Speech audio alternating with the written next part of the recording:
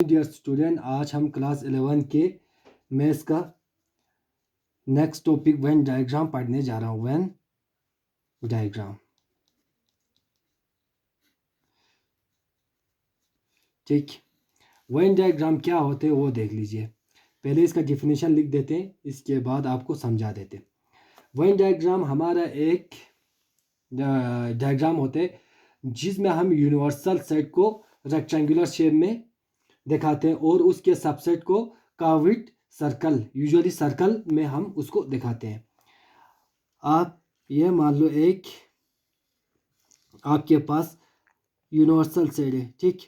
Universal set U equal to मैं मान लेता हूँ 1 2 3 4 5 6 7 8 9 10, ठीक। अच्छा, और उसका मैं एक सबसेट ले लेता हूँ, सबसेट 2 5 6 7 10, इसका एक सबसेट ले लिया। यूनिवर्सल सेट मैंने क्या ले लिया, 1 से लेकर 10 तक, 1 2 3 4 5 6 7 8 9 10 ले लिया, ठीक। अब यहाँ पे देख लीजिए, यूनिवर्सल सेट को हम डायग्राम रेक्टेंगुलर शेप में दिखाते और उसका सबसेट जो है हम किस में दिखाते हैं, सबसेट सर्कल। सबसेट यहाँ पे देख लीजिए, यू ये हमारा यूनिवर्सल सेट, इसका सबसेट ये है। इसको मैं इस तरह दिखाता हूँ, ठीक, सर्कल शेप में। यह हमारा यू हो गया, ये इसका ये हो गया सबसेट। अगर फॉर एग्जांपल और एक हम मेरे पास सबसेट हो बी इक्वल टू 5 6 7 हो, ठीक। यहाँ पे देख लीजिए, A is the subset of U हो गया, ठीक। और यहाँ पे बी किसका सबसेट बन रहा है, ए का। B is the subset of A, ठीक। बी हमारा यू का भी सबसेट है और ए का भी सबसेट है। B is the subset of U, ठीक। अब यहाँ पे देख लीजिए, यहाँ पे बी को मैं किस तरह डिनोट कर, किस तरह रिप्रेजेंट करता हूँ वो देख लीजिए। बी मेरा क्या है, 5 6 7, 5 6 7 इलिप्स शेप्स में मैं इसको दिखाता हूँ। इससे हम क्या कहते हैं, यू वेन डायग्राम कहते हैं, ठीक। आप इसको इस तरह लिख सकते हैं, Venn diagram is a diagram is a diagram in which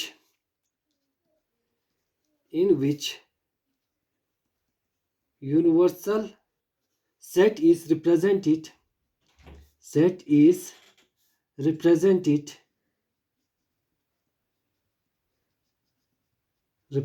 by rectangular shape rectangular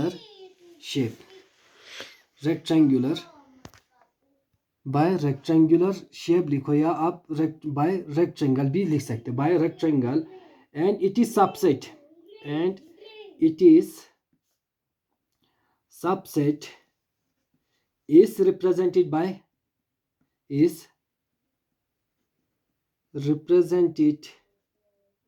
by closed curve, usually circle. आमतौर पर हम सर्कल शेप में इसको ले लेते हैं, ठीक। ये हो गया मेरा यूनिवर्सल सेट को मैंने रेक्टेंगुलर शेप में ले लिया। उसके बाद उसके सबसेट को मैंने किस में ले लिया, सर्कल में, और एक का सबसेट को मैंने एक इलिप्स शेप में ले लिया, ठीक। अब इसके ऊपर और एक एग्जांपल भी ले सकते हो, u इक्वल टू, मैं एक यूनिवर्सल सेट ले लेता हूँ, all student of your school, all student of your school, ठीक। और मैं एक सबसेट ले लेता हूँ, A equal to all student of class 11, ठीक, क्लास 11। और मैंने दूसरा और एक सबसेट ले लिया है, ऑल बॉयज स्टूडेंट या male student of class 11, student of class 11, ठीक। इसको मैं कैसे रिप्रेजेंट करता हूँ वो देख लो। पहले हमारा ये हो गया all student of your school, जितने भी स्टूडेंट एक स्कूल में हो उसका यूनिवर्सल सेट हम किस में इसको डिनोट कर रहा हूँ, rectangular.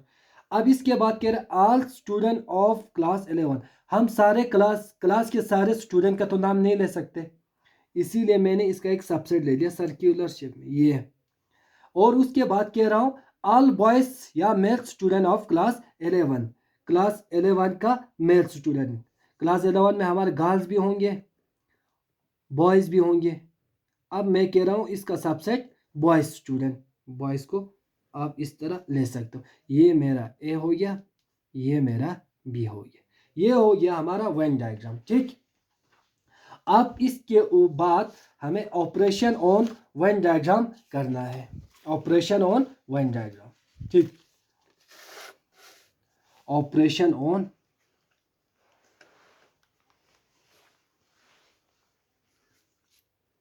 Venn diagram, operation on set लिखो, सेट। ठीक, ऑपरेशन ऑन सेट। ठीक, अभी तक हम लोगों ने ऑपरेशन अलजेब्रा में कर के आए हैं। अलजेब्रा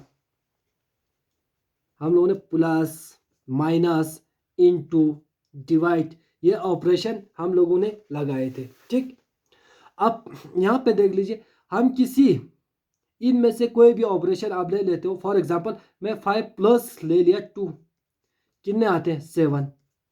ठीक, जब हम इसमें से कोई भी ऑपरेशन लगाते हैं तो हमें अनदर वैल्यू हासिल होते हैं। ठीक, अब इसमें हमारे पास पहला है union of set, union of set. ठीक, union of set, union of set, intersection, difference of set, ये हमें 3 ऑपरेशन है वो हमें पढ़ना है। ठीक, यूनियन ऑफ सेट। अब मैं लेट करता हूं A and B are be two set, to be two set. ठीक, then union of set A and set B, union of set A and B is the set of all element, is the set of all element of all elements of A and B, of A and B. ठीक, and all elements of A and B, comma, common elements of element being taken only one, only one, only one। यहाँ पे मैं क्या कह रहा हूँ, अगर हमारे पास 2 सेट हो, यूनियन ऑफ सेट लेने के लिए हमें ऑल एलिमेंट्स ऑफ ए और ऑल एलिमेंट्स ऑफ बी तो लेना ही लेना है। उसके बाद इन दोनों में जो भी कॉमन्स हो उनको एक टाइम 1 टाइम्स ही लेना है, उसको एक बार ही लेना है। फॉर एग्जांपल मेरे पास एक सेट है 2 4 6 8।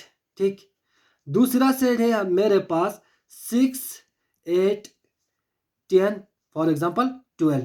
ये मेरे पास सेट है। अब हमें क्या निकालना है, इन दोनों सेट का यूनियन निकालना है, ए यूनियन बी निकालना है। ठीक, ए यूनियन बी। अब यहां पे देख लीजिए 2 4 6 दोनों में क्या है कॉमन से, फिर इसके लिए हमें एक ही टाइम्स लेना है 6। 8 यहां पे देख लीजिए 8 दोनों में क्या है कॉमन है, फिर 1 टाइम्स इनको भी लेना है। इसके बाद 10 और 12, ये हो गया आपका यूनियन ऑफ सेट। ठीक, और एक एग्जांपल आप ऐसे भी ले सकते हो, ए इक्वल टू मेरे पास है ए आई यू। ठीक, इसके बाद दूसरा मेरे पास बी सेट है AEIOU, मैंने वोवेल्स ऑफ इंग्लिश अल्फाबेट्स ले लिया। ठीक, अब हमें इन दोनों का सबसेट क्या निकालना है, यूनियन निकालना है, ए यूनियन बी निकालना है।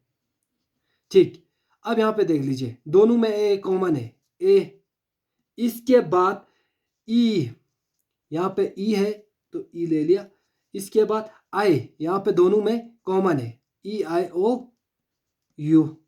ठीक, कॉमन्स वाले को हम एक ही टाइम्स ले लें, बाकी जो भी एलिमेंट्स ए में हो या बी में हो दोनों को कंबाइन करना है। ठीक,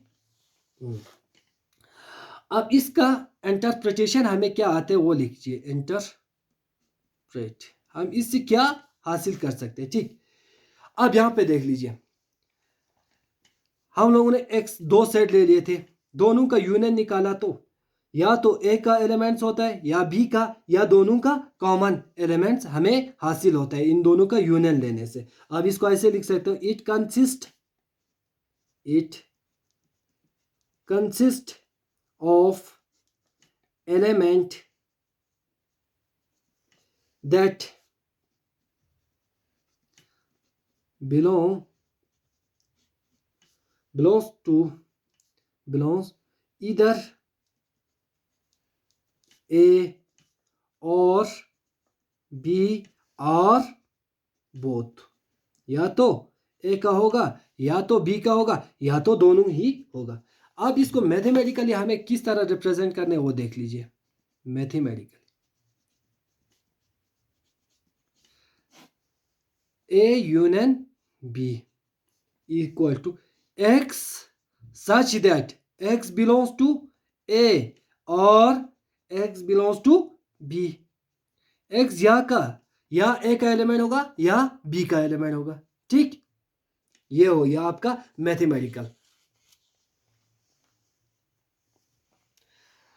अच्छा, इसके बाद हमें क्या दिखाना है, इसका यूनियन का वेन डायग्राम दिखाना है। ठीक, अब इसका वेन डायग्राम हम किस तरह दिखाते हैं वो देख लीजिए।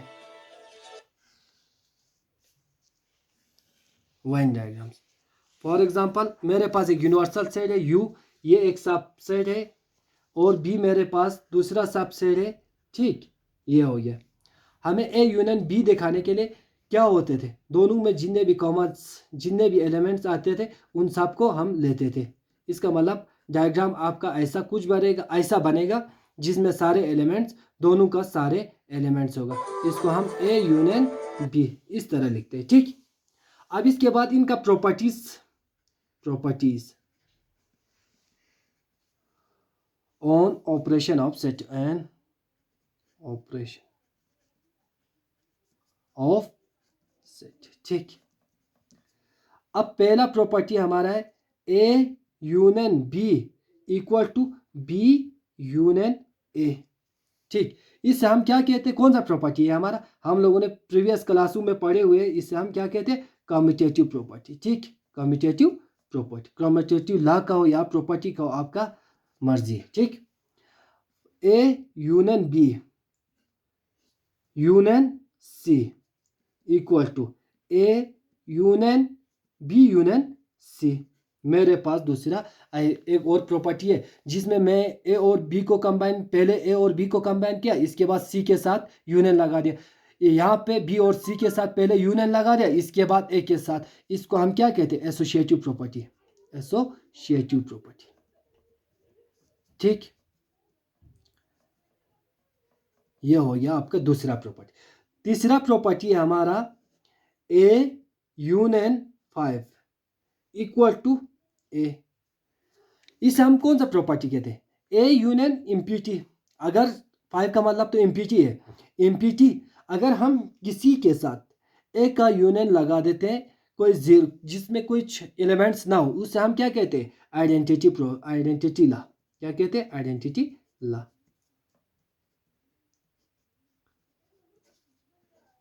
हम लोगों ने ये प्रॉपर्टी लगाए थे, 2 + 0 इक्वल टू क्या आते थे, 2। इसे हम क्या कहते थे, एडिटिव आइडेंटिटी। क्लास 8 में आप लोगों ने पढ़े होंगे, ये एडिटिव आइडेंटिटी कहते थे इसे। ये सेम वैसा ही है कि ए यूनियन 5 इक्वल टू ए। ठीक, इसके बाद हमारा फोर्थ प्रॉपर्टी है यूनिवर्सल यूनियन ऑफ ए। ठीक, इसका क्या आएंगे हम किसी ए में यू आपके सिचुएशन के हिसाब से होगा ए यू यूनिवर्सल सेट, मैंने universal set of even number ले लिया, इवन नंबर। ठीक, ए मेरा इवन नंबर का एक सबसेट है, इवन नंबर का क्या है सबसेट। अब इन दोनों का हम जब कभी भी यूनियन निकालते हैं तो A universal set union of A, इसका क्या आएंगे फिर से हमें यूनिवर्सल सेट ही आएंगे, लॉ ऑफ यू कहते हैं इसे हम, लॉ ऑफ यू कहते हैं। आज के लिए इतना, thank you, have a nice day.